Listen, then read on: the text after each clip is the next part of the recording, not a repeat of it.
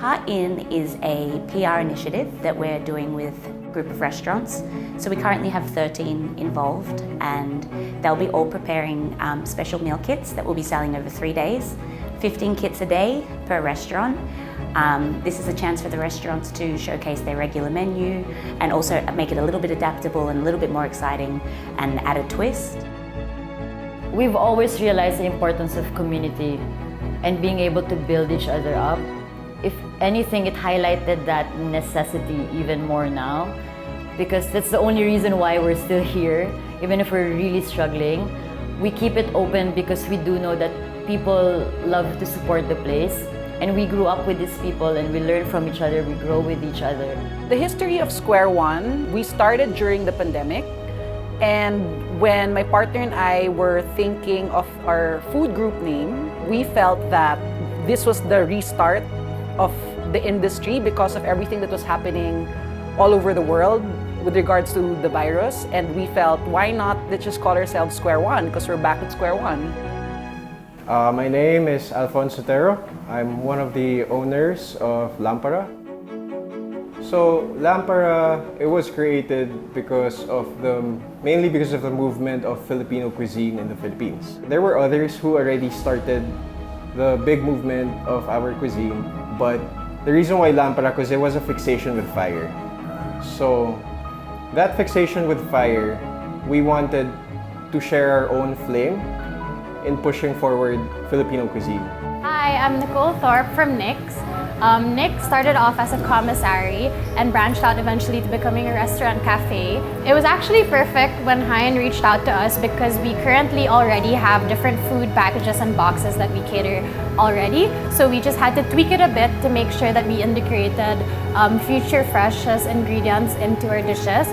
So a lot of what we chose for Hain has our best sellers, but also makes use of the different greens from Future Fresh.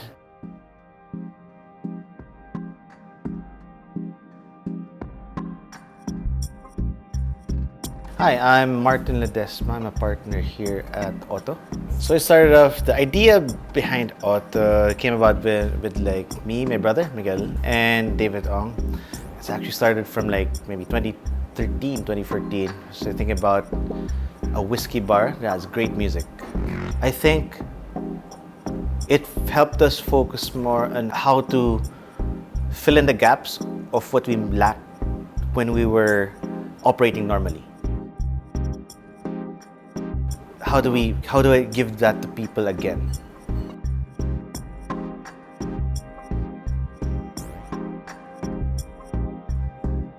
My name is Enrique Moreno. I'm the chef owner of Miho Comfort Food and Miho Roof Bar. Miho is a term of endearment that Filipinos normally, it's what our lolos and lolas call us. The food that I grew up eating through our travels and what they would cook for us during Sunday lunches. So it's basically comfort food, and that's what we try to do here in Miho.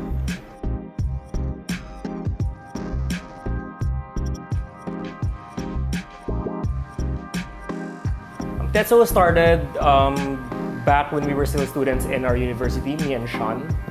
It's something that we wanted to work on, a very small, like a Japanese food stall concept. And eventually it got popular inside the campus. And then we eventually ventured out in Katipunan and our most recent branch in Makati. Hi, I'm Sean Bautista and I'm the creative director of Tetsuo. I think the good thing about operating during this pandemic is you can really rely on your community. I think we've really fostered a relationship with people that we've worked with as a restaurant, and they've really supported us throughout this whole ordeal.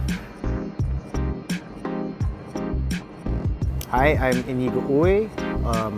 We're in Cheech and Chang, Hong Kong Roast in Capitolio, Pasig.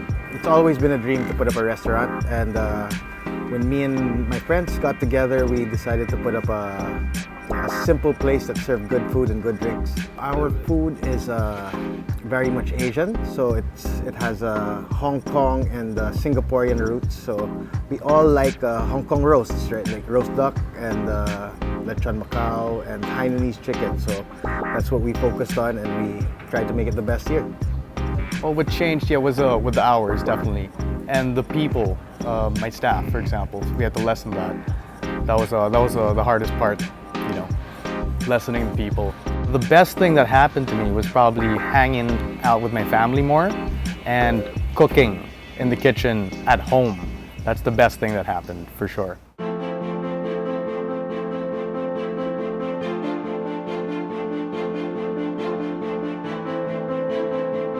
I'm Tina Ong. I work here at Angel's Kitchen for my mom, Marnie. So for Hain, I wanted to give you guys a remix of our signature dishes, just so that you can get the best of Angel's Kitchen. So I'd be lying if I said it wasn't a challenge. But we just, like I said before, just been trying to roll with the punches, and we consider each sale to be a blessing, and we've just taken this opportunity to kind of zone in on what's really important, and that is our food.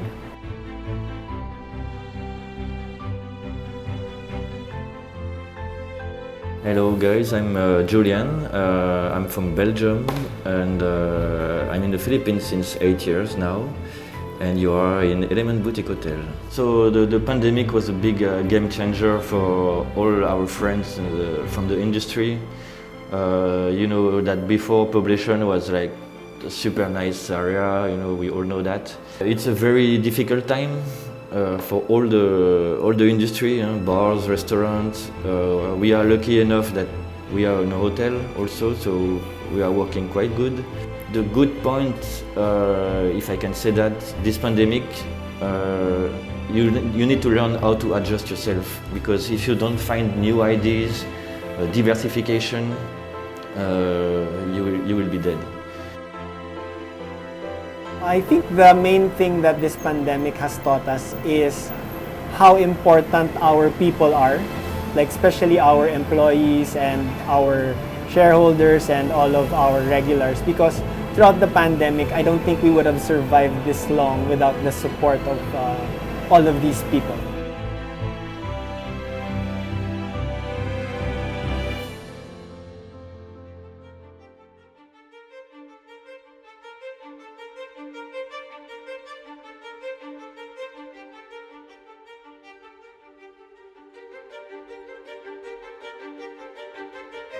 由2003年起，因為我好中意菲律賓，所以我嚟咗菲律賓同阿莊先生一齊合作喺海鮮樓工作。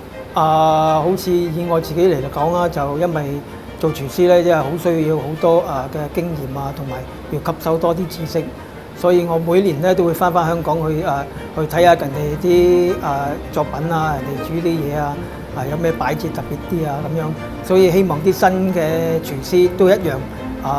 努力啲，多啲去學習多啲其他人嘅嘢。I would love to happen, or what I kind of see happening is the masses or more people are being more open to smaller industries. Like they want to help their neighborhood restaurants, their neighborhood coffee joints, and they're seeing the beauty in the smaller business, because smaller businesses can have more creativity in what they give out, the beauty of their product to everyone else. And luckily people are being more receptive because everyone's stuck at home, so everyone's just open to trying more things, which is good for all of us. So no competition, it's all just everyone helping each other out. Hain, or all these initiatives of different communities coming together, is so impactful, because when people realize that they're not alone, that a lot of people actually want the same thing, a lot of people actually have the same goals. So I think that's the magic of it, yeah. Another thing that we really wanted to do is also, of course, offer support to feeding programs right now. So that's why we've partnered with Rise Against Philippines, who do great work in the community to make sure that those that are disadvantaged during these times have food on their plates as well.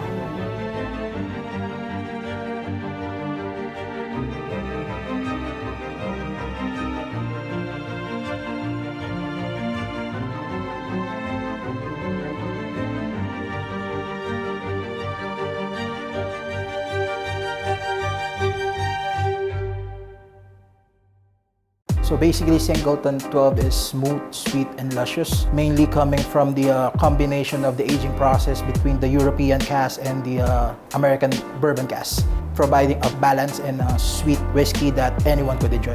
So with the sweet and fruity notes of the Singleton, we paired it up with apple.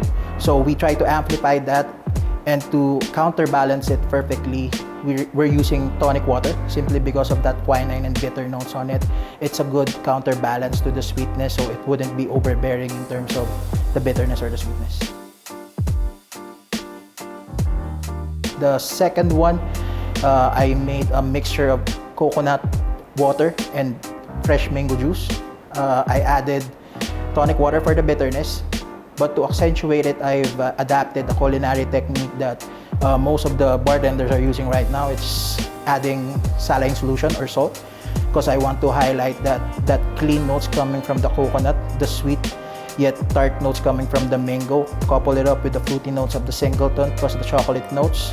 It's a refreshing cocktail that you could drink whether you're at home, whether you're at the beach, or at the confines of your family.